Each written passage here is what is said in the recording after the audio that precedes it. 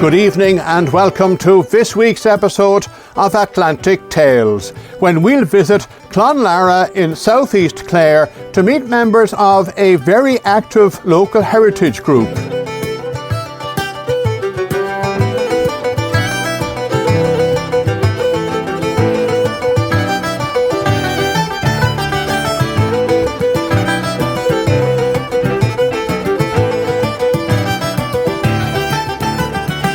Clonlara, or Clonlara, Meadow of the Mare, is situated in South East Clare in the civil parish of Kiltannonlea and the barony of Tullalore. The village is quite unique in that it lies between two canals, both of which were important national civil engineering construction projects undertaken a century and a half apart. Clonlara has many other surviving features across various historical eras. A local heritage group was established in 2020 after 4 founding members completed a Reading Your Local Landscape course run by the Limerick and Clare Education Training Board. One of those was Peggy Ryan, who is current chairperson of Clonlara Heritage Group. I suppose I'm living here 50 years and it was the first time I realised how much heritage, built and natural, is in Clonlara. There was 4 of us from Clonlara and 4 of us had to do projects, obviously, as our final project. So there was 4 projects completed, 13-stage heritage trail. There was research done and a project on the linen bleach mill, St. Senan's Holy Well and the 18th century canal. This canal linked Limerick to Dublin and it was part of the Limerick navigation. So this sparked all our interests in our heritage.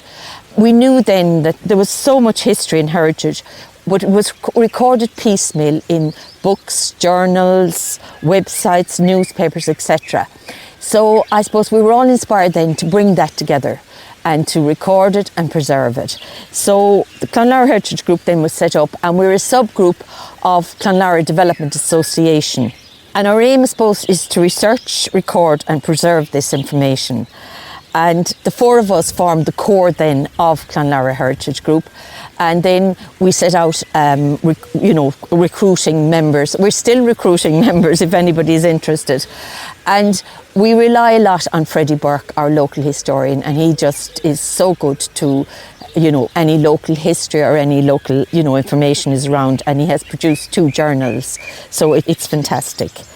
I suppose the best decision we ever made then was to join ICAN. And ICAN is the Irish Community Archive Network. And that was an initiative of the National Museum. And then that's delivered in partnership with the Heritage Council and county heritage officers. And it was invaluable to us. It enabled us to develop a quality digital archive for Clonlara and then establish a structure and focus for our group and be part of a network, common aims and values. And this is very important because we're a small local community, but we had support from people. We just were part of a family, as we say, the ICAN family. And then we were able to avail of their expertise and mentoring for our projects. And anything we asked, they helped us with. And then, of course, we also learned from other heritage groups. And there's quite a number of heritage groups in Clare, part of the ICAN family, as we call it. Now, the training as well provided by ICAN, that was excellent. And we learned about copyright and sources, formatting, scanning, writing for websites, and other things as well. But, it was critical for us researching and developing our website. So on Friday, the 18th of August, 23, after a lot of hard work, but interesting, I must say, Lorna Ellams, the director of ICAN, she officially launched Clonlara's heritage website in our community centre here in Clonlara. It's a treasure trove of local stories, old photographs, informative articles on our built and natural heritage, and there's some fascinating oral histories. And additionally, you will discover school records since 1884, and they're great for tracing your own ancestry and stuff. There's burial records of Kiltannonlea Church of Ireland, and we have also an RIC notebook, which is unique because most of the RIC officers would have burnt their notebooks, but we were lucky to get our hands on these. And these offer unique insights into Clonlara's past, and it's so important, I think, chronicle our village history, but also what's at the heart of the community and its natural surrounding, both built environment and rich cultural tapestry. So the digital archive, it's so important. It's for our future generations, and it'll tell them what their ancestor, what their accomplishment and their achievements and their experiences. And it's also our Irish diaspora, and especially descendants of Clonlara. Connect them back to their ancestral roots. This is so important. And we do get queries from people abroad and stuff, and also, comments on the website. And we also, which we hadn't foreseen, we get a lot of very positive feedback from secondary school pupils who now use our website to research their history projects. And this is wonderful because they're doing local history for their projects and learning, and hopefully they'll be our successors when we're all of a certain age, so we'll be passing it on to them at some stage. Last year, grant aided by Clare County Council, we updated the 13-stage heritage trail to 16 steps with new information signs, QR codes and printed leaflets. And we now have a whole heritage trail in the village with 8 stops. And this has proved very, very successful because we now give tours, and we've given tours to Queen of Clonlara, to our over 55s group, to Shulodi Nishana, to different people. And we've a few scheduled now again in April, but we put them out, when we're doing them. We've also arranged a series of talks on various heritage topics over the winter, and these proved very successful. We've been, we've had good crowds and everything. Traditionally, Duness, which is just on the Shannon, this would have been the centre.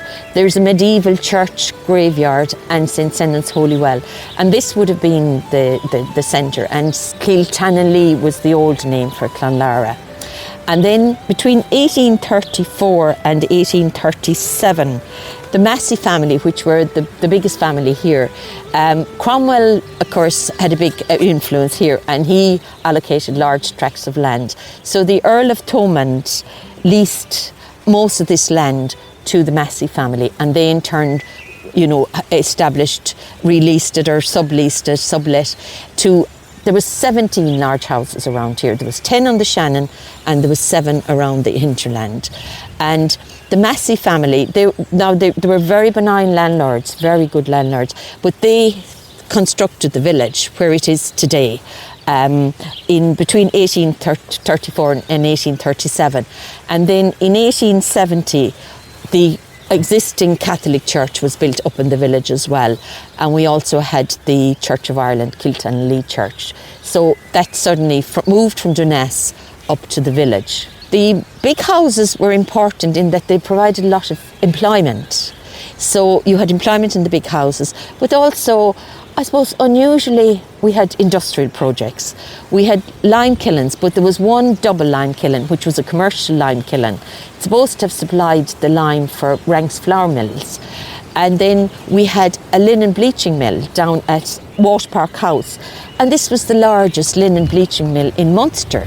So amazing stuff. And then of course you had the turf, saving the turf, which was big. And the turf you'd be brought in, and it was up on the old Erne Canal, which linked Limerick to Dublin, and was a very, very, very important artery for trade and commerce between Limerick and Dublin, and then it went on to Liverpool, like the bacon, the clothing factory, and turf as well, going up to Dublin. They were all very important. So if you think about the 19th century and the difference in the village today, at that stage there was 3 forges, there was 2 grocers, a post office, a constabulary barracks, a dispensary, a courthouse, 2 schools and 2 churches. Don't even have a shop now, so it was a busy, busy, busy place. The village was thriving at the time.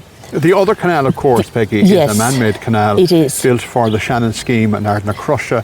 Would Clonlara have been central to all of that? It was indeed, because you had the power station at Ardnacrusha and then you had the weir up at O'Brien's Bridge. So we were central here. It had a huge, huge impact on, well, first of all, the landscape, because farms were divided, roads and bridges were built, rivers diverted even, and it really bypassed, like it meant the road then bypassed Clonlara, so we became a quiet backwater that lies off the R463 between Killaloe and Limerick. So we really are, diverted. The other big thing about the Shannon scheme was 5,000 people arrived into this area, and there was 4,000 Irish people and up to 1,000 Germans in this huge civil engineering project. And many of those Irish people, they ended up living in this area because they had maybe married in, but also there was a lot of work in Arnacrusha. And since 2020, we've been recording people, interviewing people and recording them, their stories. Either their descendants worked in the Shannon scheme or people themselves that worked in Arnacrusha. Because remember, the 100th anniversary is coming up now. The ESB was established in 1927 and the Shannon scheme was officially opened in 1929. So anyone out there that has any stories about their relations or themselves relating to the Shannon scheme, we'd just love to hear from you. So your research is ongoing. You're probably still only scraping the surface of what's to be found out here. Absolutely, and I'm glad you said that, because we're always looking for new recruits.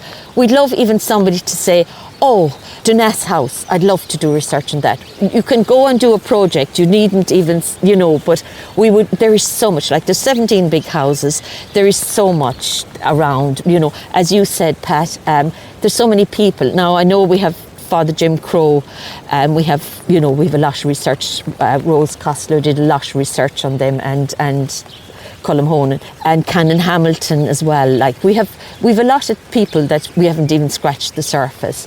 Townlands, the names, Lug Anam and all the rest. Yeah, there's only so much, as I say, we can do. We have a good few oral history projects ongoing and completed. So we started sort of an archive now, and we've got great papers on the.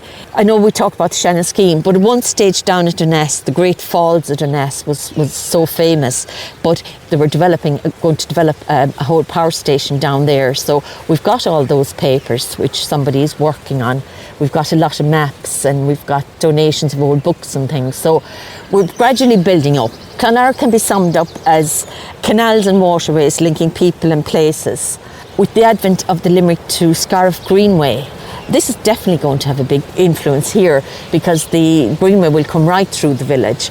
We see it as a great opportunity to welcome more visitors and to give them a tour of this unique historical community of Clonlara. Pat, there is just an infinite number of projects that can be done, but as I say, we'd love people to join the group, but if you just want to do a project, one-off project, that would be wonderful as well. We're lucky to be subgroup of Clonlara Development Association, so they're a charity organisation and they do so much work around in the village. So, and you might have seen our lovely horse, our mare, on the way down. It's a 3D structure, and Clonlara is the meadow of the mare. And folklore would suggest that in the morning, just at the dawn, this grey mare would appear at the end of the village and then slowly disappear. Our local artist, Enda Griffin, he designed it, and it's 3D, so it's disappearing and appearing depending on which side you come to it. And there's a great story that's attached to it. You can get it on our website, or there's a story just beside the mare. And loads of people come to see it. It's amazing. Another founding member of Clonlara Heritage Group is Rosemary Hannon. Rosemary is passionate about oral history and the stories behind photographs, which tell a lot about how people lived. Another interest centres around the two canals in Clonlara and the River Shannon. That's why we have the tagline that we have. Canals and waterways, as we have two canals and we have the mighty River Shannon. And they link many people and places and bring a lot of people from outside the locality into the area.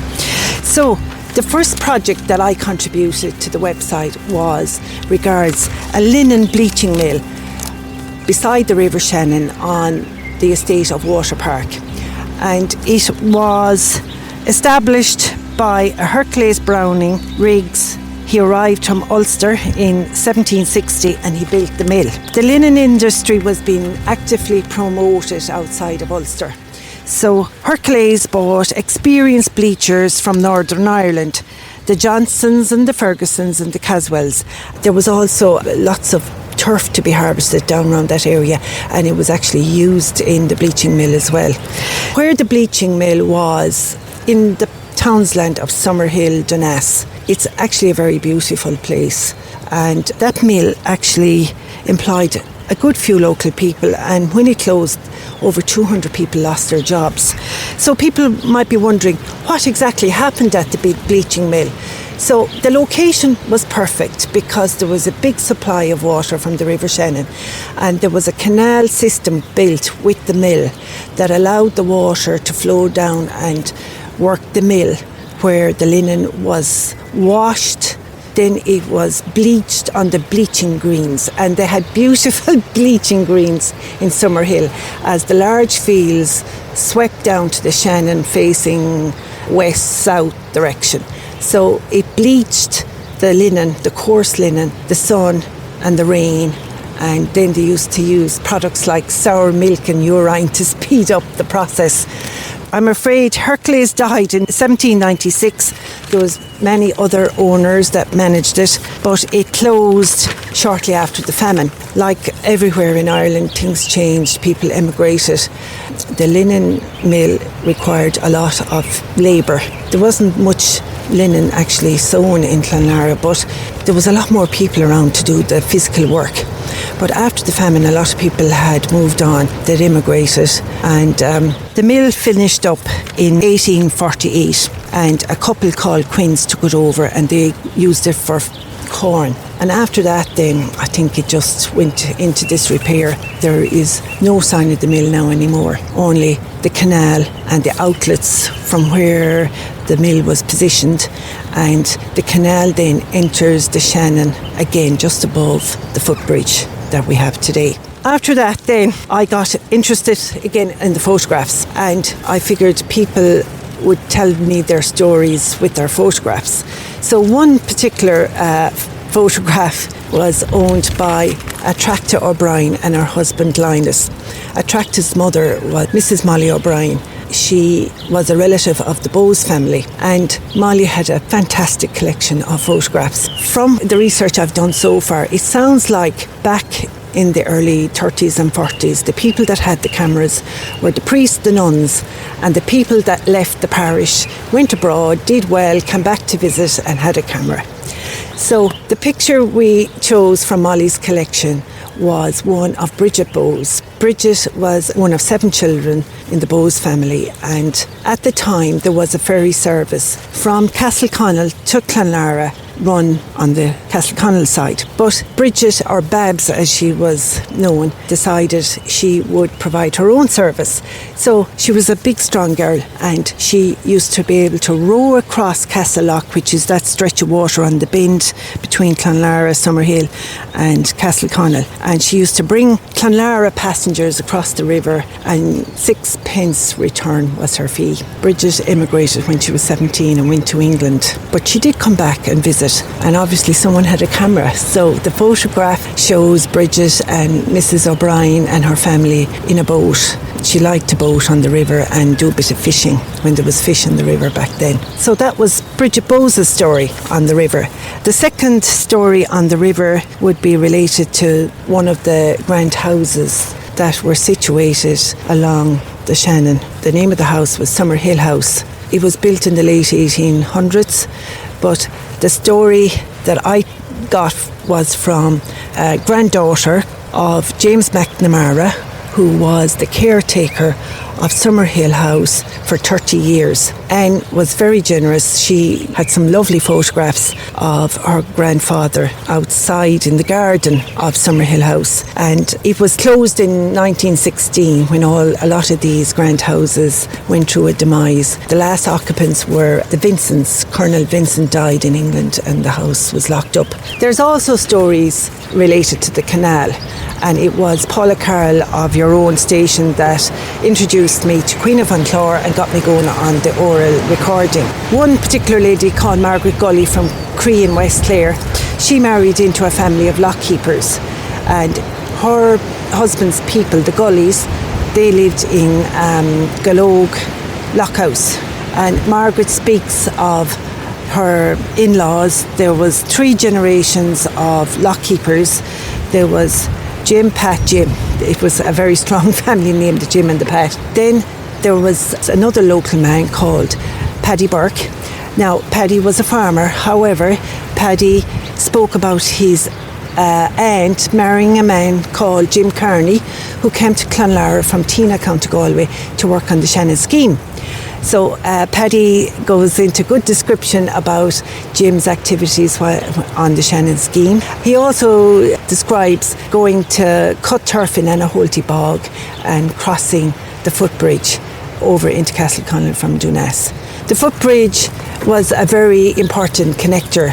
It was built in 1942 during the war, and it made a lot of the ferrymen, they were all made redundant because it was the connection that the communities really appreciated. And normally the army would take away all the construction when everything was over, but it was requested by the community to keep the footbridge, and it is still very much used today because it provides access to the amenities in Castleconnell.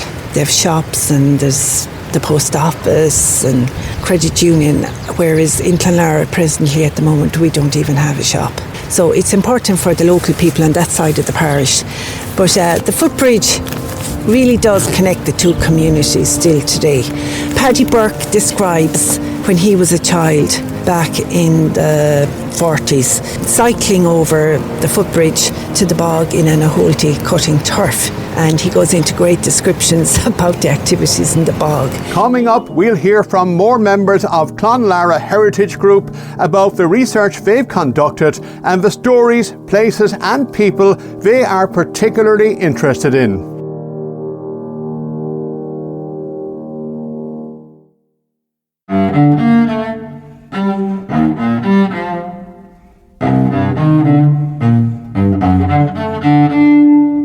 Welcome back to Atlantic Tales. Today we're visiting Clonlara and chatting with members of the local heritage group.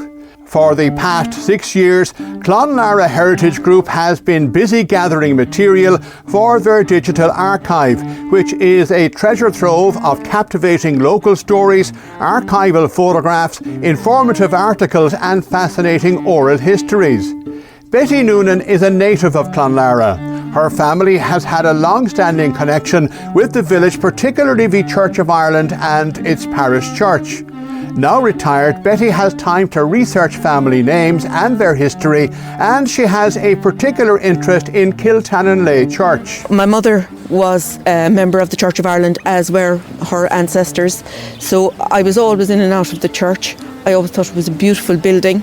I was aware that large numbers of my ancestors were buried there, but there was no markers for their graves, as they were the poorer Church of Ireland people. That's where it started from, and trying to find out where we came from and how we ended up in Clonlara as a Protestant family. For the Heritage website, I went to the Church of Ireland Library in Churchtown in Dublin, and I recorded what they had on all the people buried there.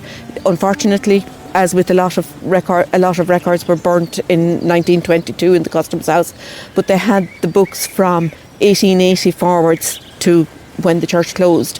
So I was able to research and record all that, and it is now up on our website. What is the background to the church from your own research? From my own research, the church was built in 1782. Freddie Burke, our local historian, published a book in 1992 on the history of the church.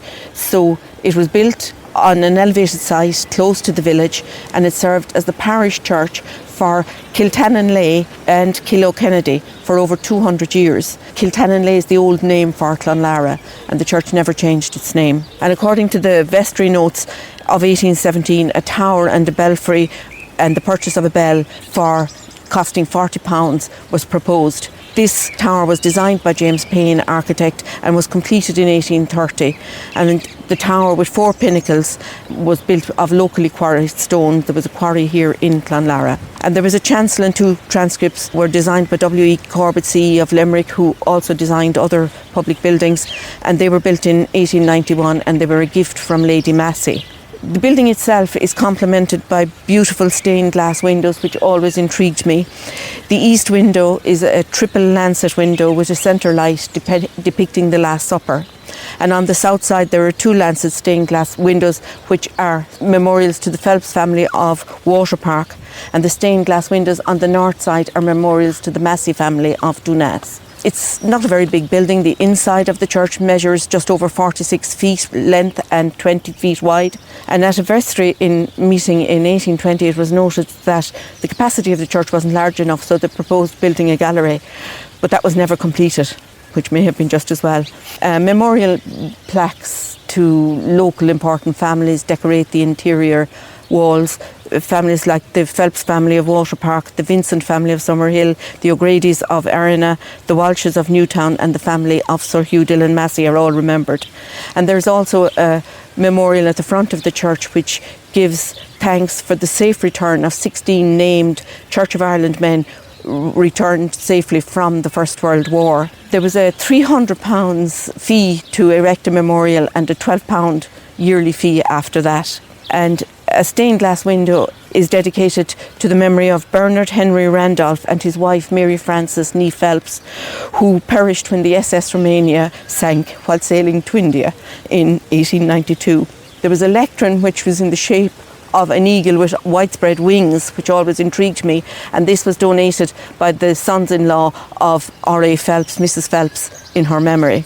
There were fees for the pews, but I don't know how much the fees were because it's not recorded in the notes. Just across the road from the church is the Glebe House, which was built in 1810 at a cost of just under £800.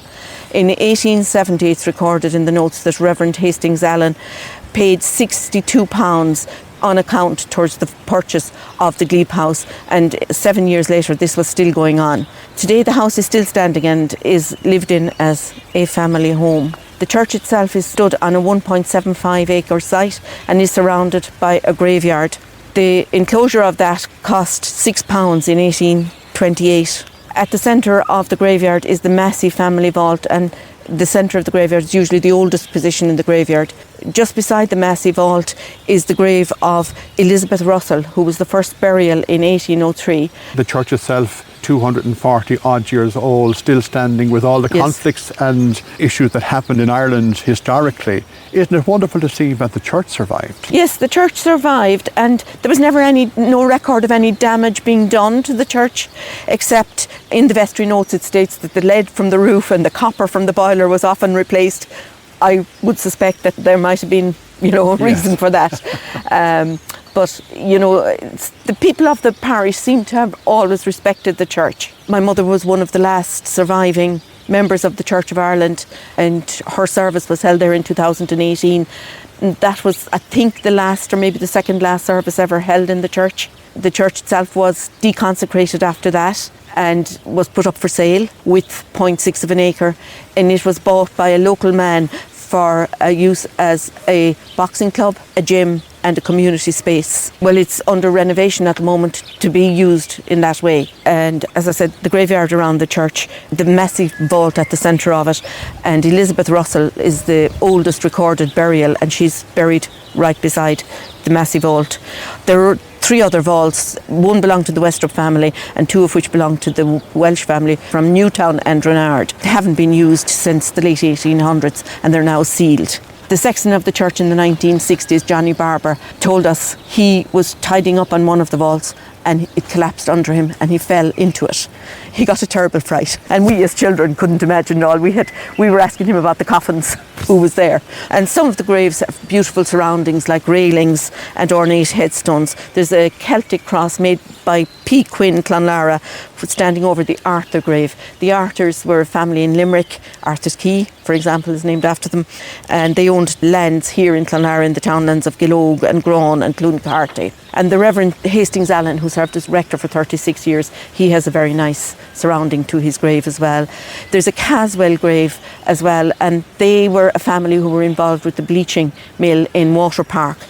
And there's one headstone erected by a Mrs. O'Grady of Erna over her coachman, James Fraser, who was drowned crossing the Shannon. And it's erected in memory of his 13 loyal years of service as a coachman. The Phelps burial ground has a beautiful cross depicting the scene on Calvary, and it's dedicated to the memory of their 9-year-old son who died, obviously, Lancelot Robert Leckie Phelps. A lot of the graves have no markers. There are two reasons: people didn't have money, and there was a tradition within Protestant families that you worked but you didn't make any glory out of it. And there was a small area in Coolestike known as Englishtown, which was land that was sublet to Protestant families with names like Gunnell, Hanley, Black, Hewitt, Craddock, Warren. Together with the families of the Browns and the Johnsons are buried there.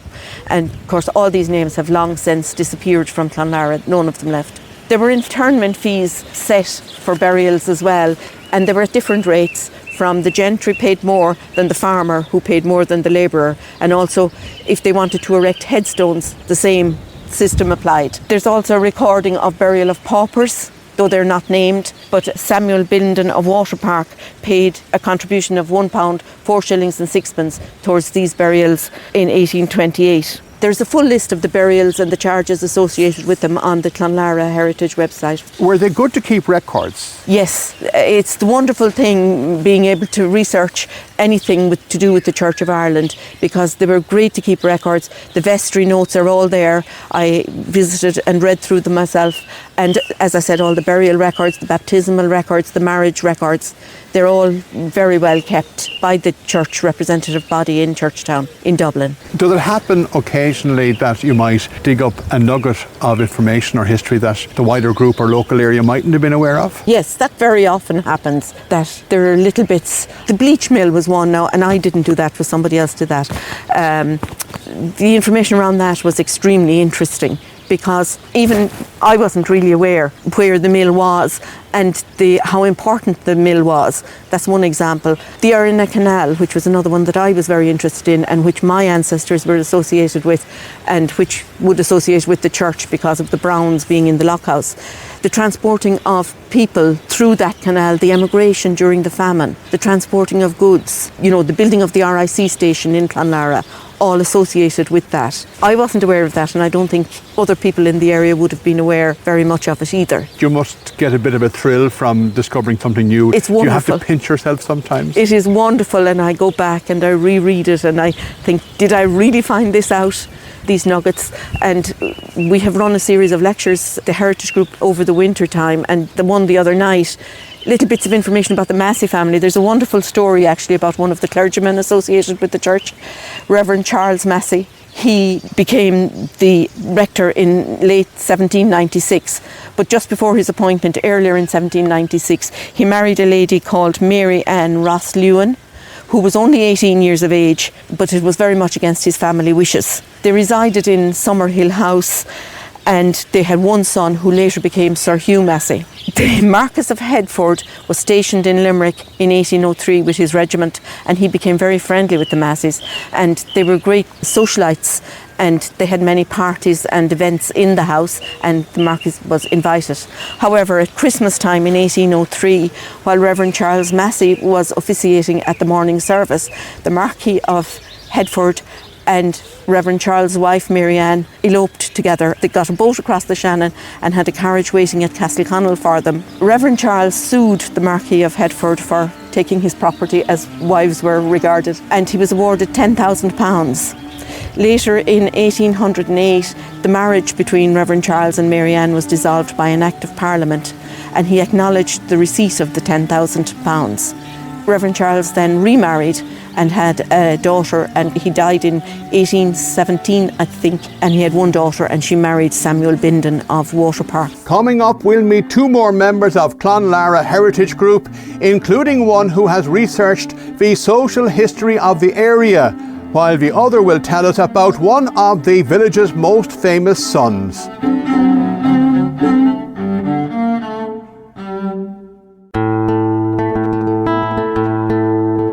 Welcome back to Atlantic Tales. Clonlara village in South East Clare is uniquely located between two canals. By the 19th century, Clonlara was a busy village with 3 forges, 2 grocers, a post office, a constabulary barracks, a dispensary, a courthouse, 2 schools and 2 churches.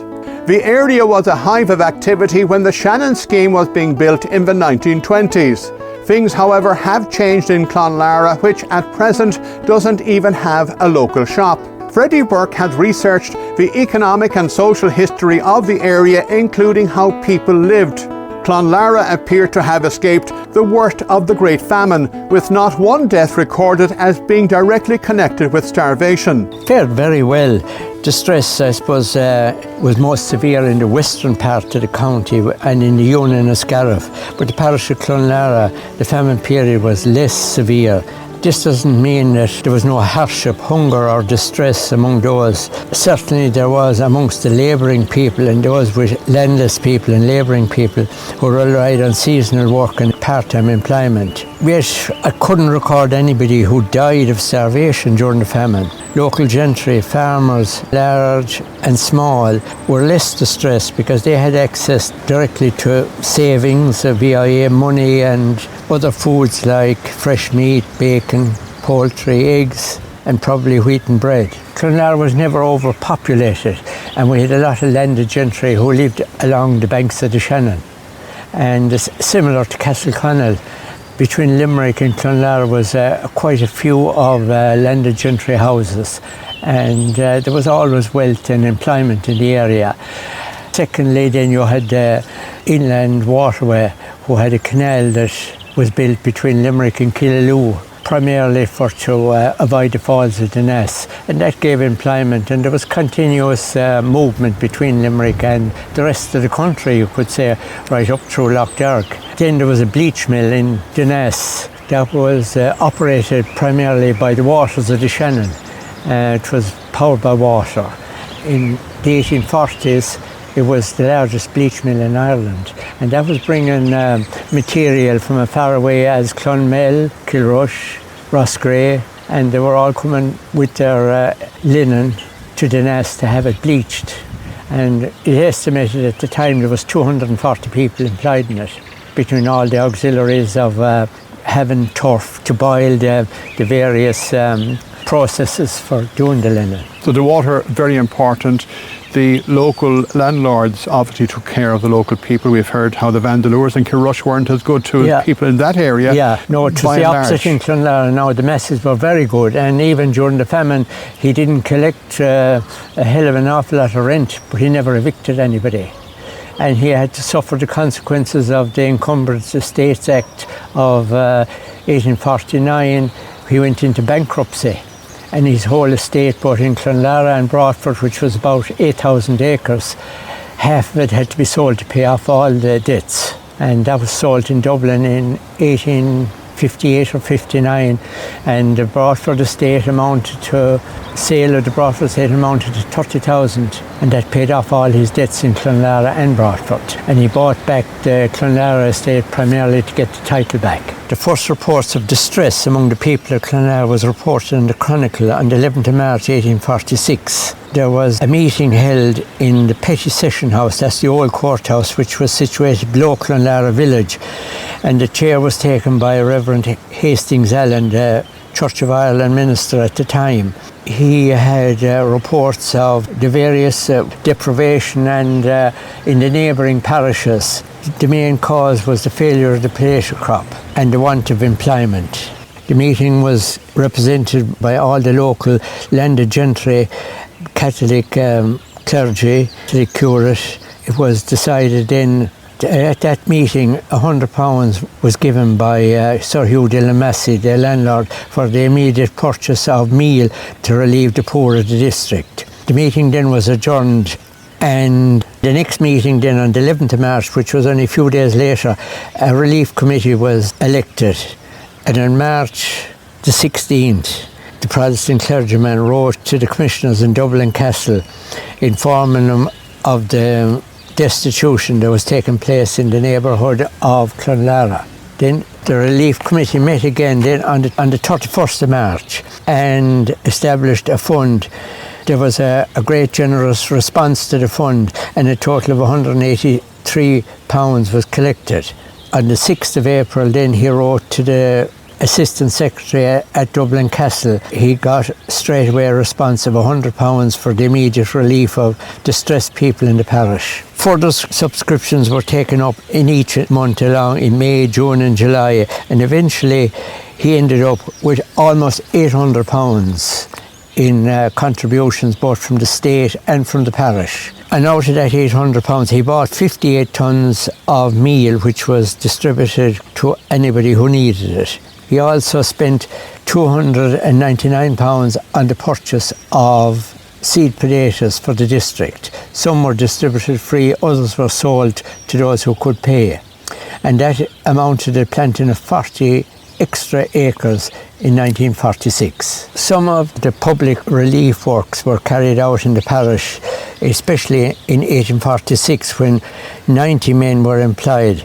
There's no record number of the numbers employed in 1847, yet the provision of these wages must have helped at least some families, especially those who had more than one family member working. The roads that began or improved remain today and continue as an important network in our area. During the famine period, both the Protestant and Catholic clergy played an active role in our relief committees, which was set up in March 1846. In itself was a notable development because in 1841 a new interdenominational school at Coolestaig, which was in the advanced stage of planning, was abandoned because the trustees could not avail themselves of a grant in the consequences of the opposition from the parish priest. Famine relief marked a new development.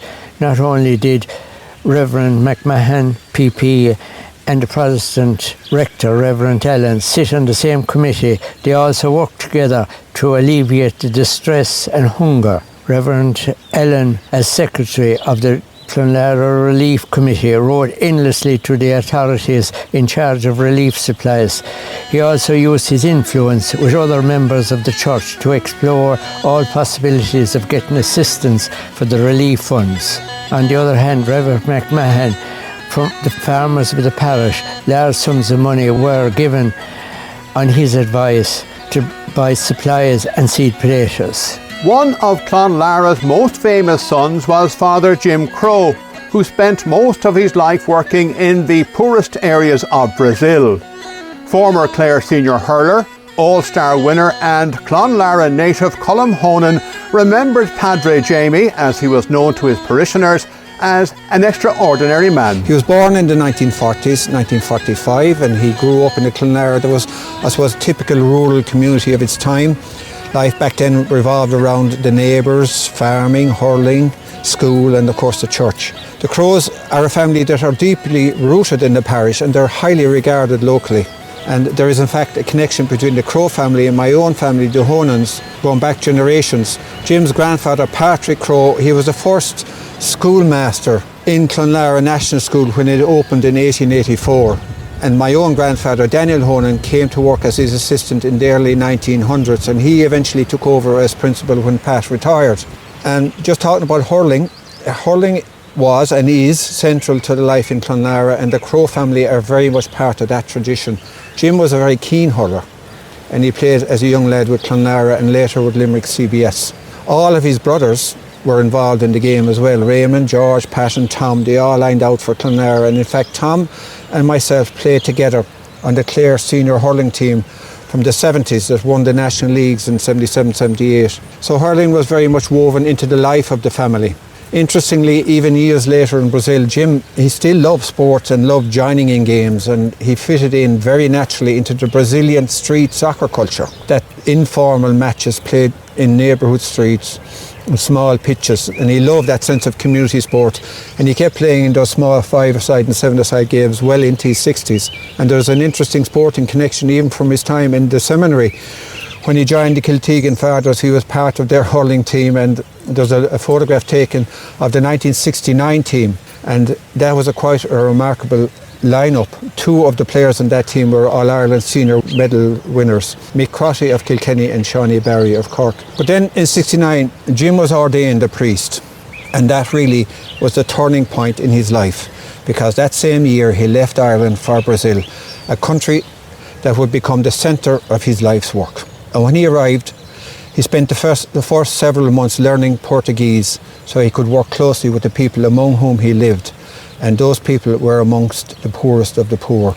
His first parish appointment was in Rosario, which was a slum area of Sao Paulo, and here he encountered the harsh realities of life in the slums. Brazil at that time was ruled by a military dictatorship, and the area where Jim worked had been described by the United Nations as one of the most violent places in the world. Drugs were big business, young people were being drawn into gangs, and many teenagers caught up in that world were tortured or killed by corrupt elements within the police.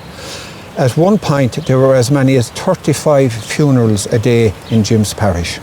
His sister Noreen says that as a young man growing up in Clonlara, he had a strong sense of justice and compassion, and he was deeply affected by all the suffering he witnessed. The standout social problem was the killing of young men by the police, and one early incident stayed with him for the rest of his life. He was asked to conduct the funeral of a young 16-year-old teenage boy who had been killed after being caught up in the violence surrounding the drug trade. And during the funeral, Jim noticed the boy's younger brother standing beside a coffin, and Jim went over to him and he was saying, "What am I living for?" In despair, he was looking in at his brother. 1 year later, Jim found himself conducting the funeral of that same younger brother. Experiences like that made him realise that the terrible cycle of violence was repeating itself in the communities. The police actually were irredeemably corrupt, and they were notorious for carrying out murders. Minors between the ages of 8 and 18 from Jim's parish were arrested and tortured in the local police station. He came to believe that prayer and pastoral care were important, but something else was needed. Something more was needed. So he began organising peaceful demonstrations with the local residents, walks that he called Walks for Life and Peace. And the route that he took was the route to the local cemetery, an all too familiar journey for Father Jim and his parishioners to pay tribute to the victims of the violence. Initially, hundreds were taking part, and there is a striking photograph of Father Jim. He was known locally as Padre Jamie. He was walking at the head of a huge crowd, protesting peacefully against the violence in their communities. And he walked with white, they all wore white t-shirts, and Jim had emblazoned on the front of his a powerful message, simply asking, "Why do you shoot us?" Those marches gained international attention, as they were intended to do. In a way, it would remind you of Gandhi's famous walks and of our own Daniel O'Connell and his monster meetings. And indeed, Jim himself was mindful of that connection with Irish history. And he was all about mobilising the ordinary people. He ran his parish on an all-inclusive basis, welcoming everyone. And this led to a very strong social and political involvement in the wider community. Those marches grew year on year, from initial hundreds to eventually tens of thousands of people. And they inevitably drew the hostility of the military authorities. And these were dangerous times for Jim and his fellow activists. His good friend Santo Dias de Silva was assassinated in '79. And Jim then began to lead the annual walks dressed in his full clerical robes, as this would make it more difficult politically for the authorities to target him. He became very well known in Brazil, and he was often on state TV promoting the values of human rights and speaking out against corruption. And at one point in '81 there was a huge attempt to deport him from Brazil. But the local community rallied around him to such an extent that the deportation order had to be withdrawn. So although he may be unwelcome to those in power, Jim's work gained enormous respect from human rights advocates all around the world. Among those who visited him in Brazil was former Irish President Mary Robinson, and he had a long friendship from the early days with the trade union leader and political activist Lula da Silva. Lula is currently the President of Brazil. Jim's sudden passing in 23 brought enormous sadness to all who knew him. His funeral in Clonlara was a deeply moving occasion, and we learned the true scale of Jim's extraordinary achievements.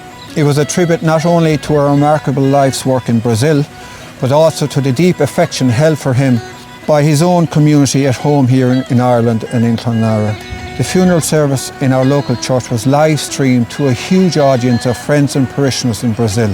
2 representatives travelled all the way from Sao Paulo to offer condolences on behalf of Brazil's President and Brazil's Minister for Finance, a powerful sign of the respect he earned so far from home. Jim Crow's name was heard around the world, but he never forgot where he came from. His work transformed countless lives in Brazil, and his legacy will continue to do so for generations.